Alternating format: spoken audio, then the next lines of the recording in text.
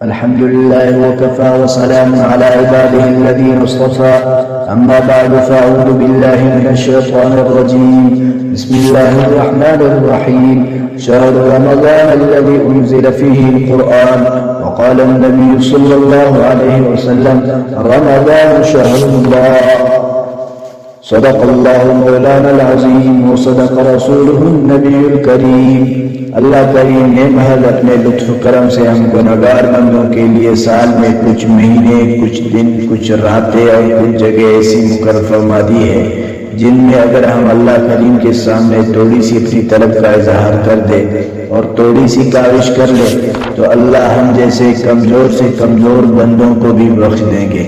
حقیقت میں اللہ تعالیٰ نے ان سارے مواقع میں نجات کے ذرائع چھپائے رکھے ہیں۔ انہی مواقع میں سے ایک موقع رمضان کا مبارک مہینہ ہے۔ رمضان کا مبارک مہینہ آ چکا ہے۔ حقیقت یہ ہے کہ یہ مہینہ اللہ کی رحمتیں، برکتیں، انوارات لیے ہم پر سایہ فگن ہوتا ہے۔ جن کو اللہ نے نظر عطا کر رکھی ہے وہ جانتے ہیں کہ اس میں کیا کچھ ہوتا ہے۔ رمضان اللہ کا مہینہ ہے۔ جناب نبی کریم صلی اللہ علیہ وسلم کا ارشاد ہے رمضان شہر اللہ، باقی مہینے بھی اللہ ہی کے ہیں لیکن خاص نسبتاً اپنی طرف نسبت کر کے اللہ نے اپنی طرف اس کی نسبت کی ہے۔ نبی کریم صلی اللہ علیہ وسلم نے فرمایا رمضان شہر اللہ، اور دوسری روایت میں ہے کہ رمضان سید الشہور، اس کو تمام مہینوں کا سردار کہا گیا ہے۔ تو گویا کہ یہاں اس حدیث میں ایک راز کی بات ہے۔ راز کی بات یہ ہے کہ ان کو شہر اللہ کہا گیا۔ گویا اللہ تعالیٰ یہ فرما رہا ہے باقی 11 مہینہ آپ کے، یہ مہینہ خاص میری ہے، اس میں اپنے تمام اشغال سے، تمام مشاغل سے، تمام مصروفیات سے یکسو ہو کر خاص میری عبادت کرو، میری بندگی کرو۔ رمضان نیکیوں کا سیزن ہے، جس طرح دنیاوی کاروبار میں مختلف اجناس کے سیزن ہوتے ہیں، اسی طرح رمضان مسلمان کے لیے نیکی کا کمانے کا سیزن ہوتا ہے، جس میں ہر نیکی کا ریٹ 70 گنا بڑھ جاتا ہے۔ اور دنیا کا ماہر تاجر وہ ہوتا ہے جو سیزن سے پہلے اس کی تیاری کرتا ہے، اپنے آپ کو ہر قسم کی مصروفیات سے فارغ کر لیتا ہے۔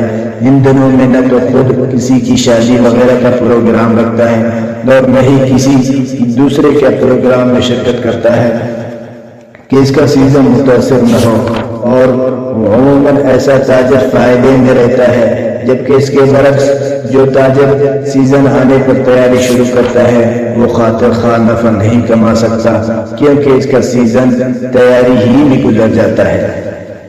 اسی طرح یہ رمضان بھی آخرت، جنت اور نیکیاں کمانے، اللہ کی معرفت اور محبت حاصل کرنے کا سیزن ہے، اور ہر مسلمان آخرت اور جنت کا سوداگر ہے۔ اس کے لیے وہی کاوش کرے گا جس کے دل میں آخرت کی، جنت کی، اللہ کی محبت و معرفت کی قدر و قیمت ہوگی۔ لہذا جو مسلمان اس کے آنے سے پہلے اس کی تیاری کر لیں گے، اپنے آپ کو اس سیزن میں نیکیاں کمانے کے لیے فارغ کر لیں گے، وہ خوب فائدے سمیٹ لیں گے۔ جو اس سے غافل رہیں گے اس قدر زیادہ فائدہ نہیں اٹھا سکیں گے۔ لہذا اس رمضان کے آنے سے پہلے چند کاموں کا ضرور اہتمام کر لے، انشاءاللہ اس سیزن میں خسارہ نہیں ہوگا۔ پہلا کام دعاؤں کا اہتمام کر لے، گناہوں سے توبہ کر لے، اور اللہ تعالیٰ سے یہ دعا کر لے اللہم سلمنی برمضان وسلم رمضان لی وسلمہ لی متقبلا۔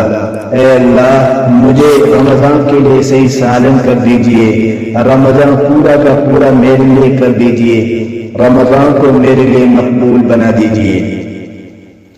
نبی علیہ الصلوۃ والسلام دنیا کے طلبگار نہیں تھے، لیکن اپنے لیے یہ دعا کرتے تھے یا اللہ رمضان کا مبارک مہینہ نصیب فرما۔ تو معلوم ہوا کہ رمضان کا مبارک مہینہ یہ جنت سے بھی بہت بڑی ہے، اور نبی علیہ الصلوۃ والسلام نے اسی وجہ سے مانگا اسے۔ اگر یہ رمضان جنت سے بڑی نعمت نہ ہوتا تو آپ صلی اللہ علیہ وسلم اس کو جنت پر ترجیح نہ دیتے، حالانکہ آپ کو رمضان ایسا محبوب تھا، اس کو پانے کے لیے 2 مہینہ پہلے آپ اللہ تعالیٰ سے دعا کرنا شروع کر دیتے تھے اور فرماتے تھے، یا اللہ جب آپ نے رجب کا چاند دیا ہے تو اب اتنی زندگی عطا فرما دیجئے اور عمر میں برکت رکھ دیجئے، رمضان نصیب ہو جائے۔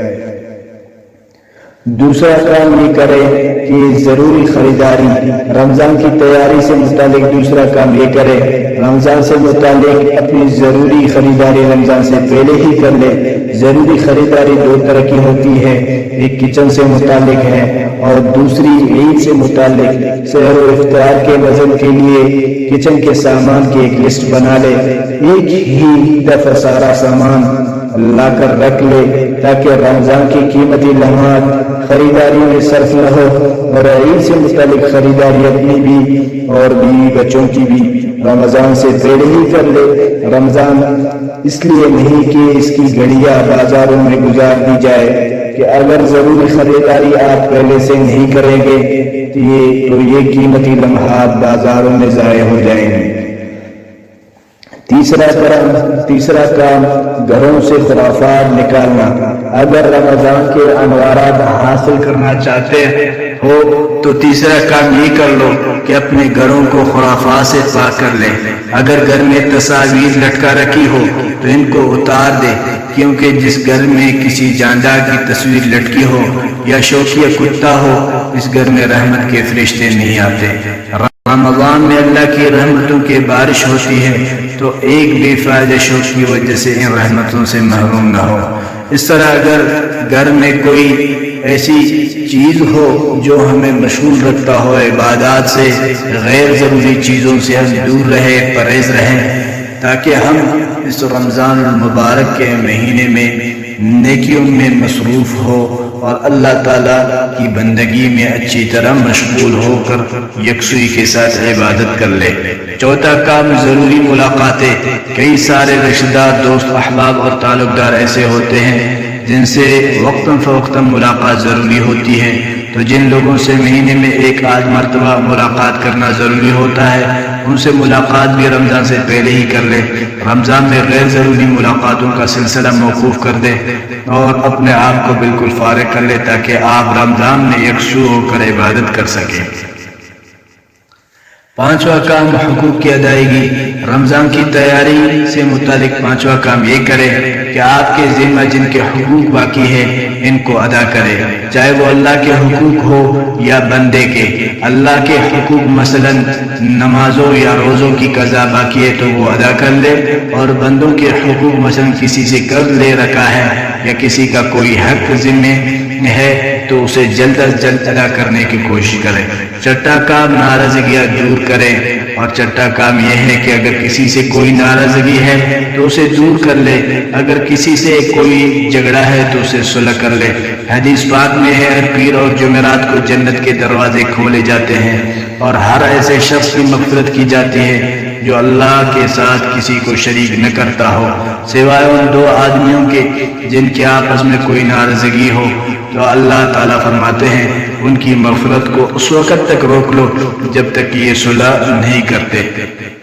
تو دوستو، رمضان ایسا نہ ہو کہ رحمتوں کی اس میں بارش ہوتی ہے تو ہم اس بارشوں والی، مغفرت والی، رحمتوں والی مہینے بھی ہم مغفرت سے، رحمت سے دور رہے۔ تھوڑی سی ناچاکی اور تھوڑی سی اپنی غفلت کی وجہ سے اللہ تعالیٰ سے دعا ہے کہ اللہ تعالیٰ ہم سب کو یہ تمام کام کرنے کی توفیق عطا فرمائے۔ وآخر دعوانا الحمدللہ رب العالمین۔